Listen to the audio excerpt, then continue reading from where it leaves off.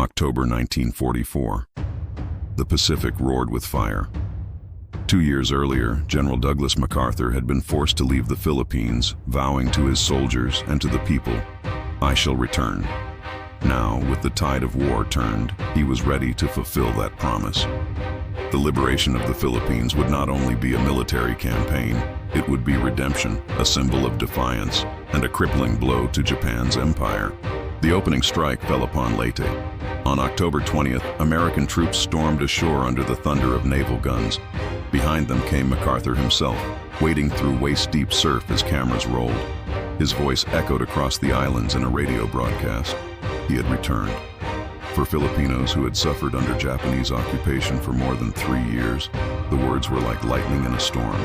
Guerrillas who had never laid down their arms erupted into action, sabotaging supply lines, guiding Americans through forests, striking isolated garrisons, and spreading the message that liberation had begun. Japan understood that the Philippines were the keystone of its empire, a vital link between Southeast Asia and the homeland. To lose them would mean strangulation, isolation, and collapse. The Japanese High Command threw everything they had into the fight, launching ferocious counterattacks on land, sea, and air.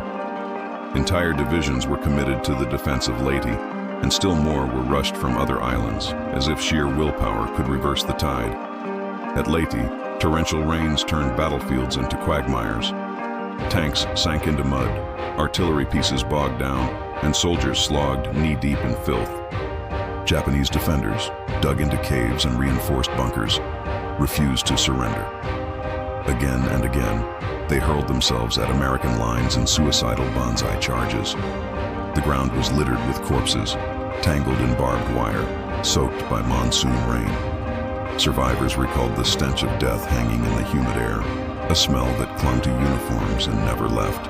Meanwhile, at sea, the largest naval battle in history unfolded, the Battle of Leyte Gulf. Hundreds of ships clashed across 4 days of chaos.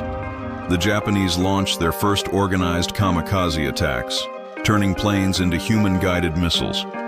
American sailors watched in horror as fireballs slammed into carriers and destroyers, igniting infernos and hurling men overboard.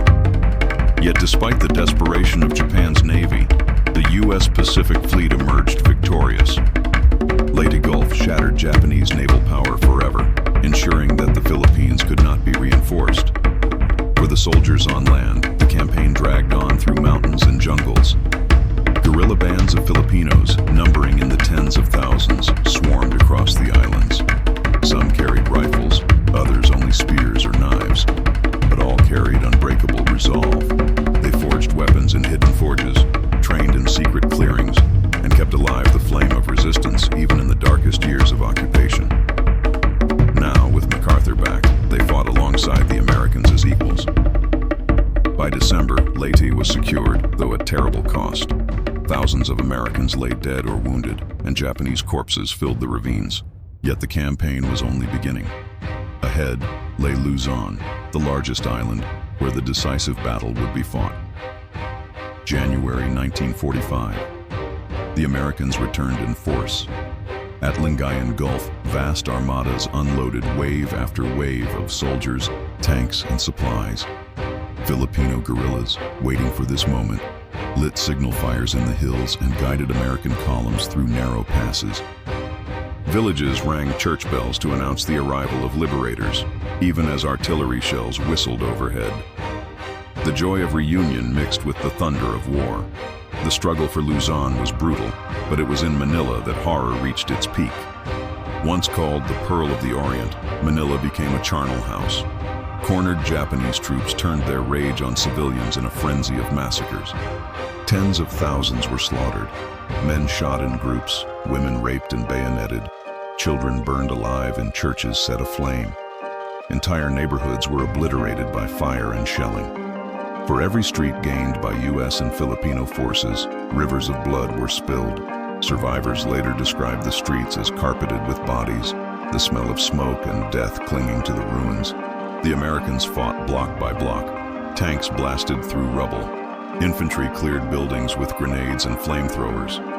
Filipino fighters, armed with captured rifles or even bolos, traditional machetes, charged into the fray, their knowledge of alleys and tunnels turning the city into a battlefield of shadows. By March 1945, Manila was liberated, but at a staggering cost. Over 100,000 civilians had perished, and the city lay in ruins, its churches, schools, and palaces reduced to rubble.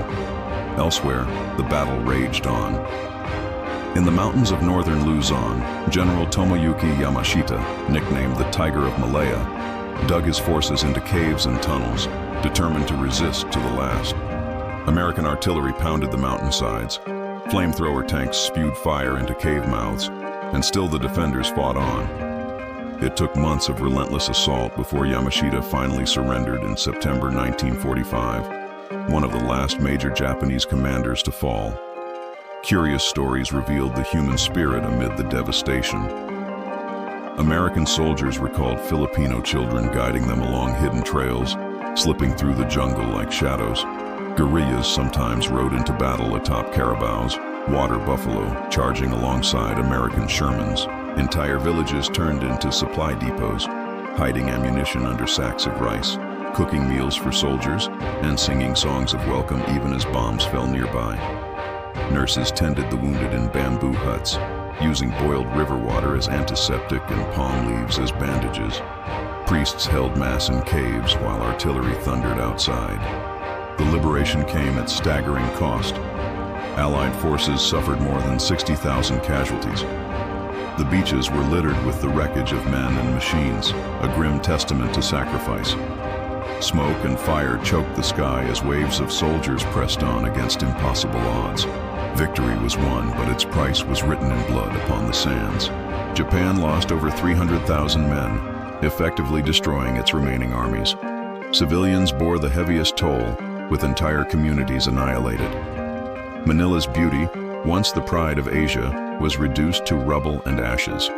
Yet in the midst of ruin, freedom had returned. For MacArthur, it was the fulfillment of his vow, a triumph that restored his honor and cemented his legend. For the Filipino people, it was the end of 3 years of suffering, proof that even the mightiest occupier could be cast out. And for the war itself, it marked the death knell of Japan's empire. The Philippines severed the lifeline of Japanese supply routes, bringing the endgame of the Pacific closer than ever. When the guns at last fell silent, the Philippines lay devastated, but unbroken. From the rubble of Manila to the mountains of Luzon, stories of courage lived on. The campaign was more than a victory. It was a rebirth carved in fire, blood, and sacrifice. MacArthur's promise had been kept. Freedom had returned. The islands, though scarred, stood once again in the light of independence.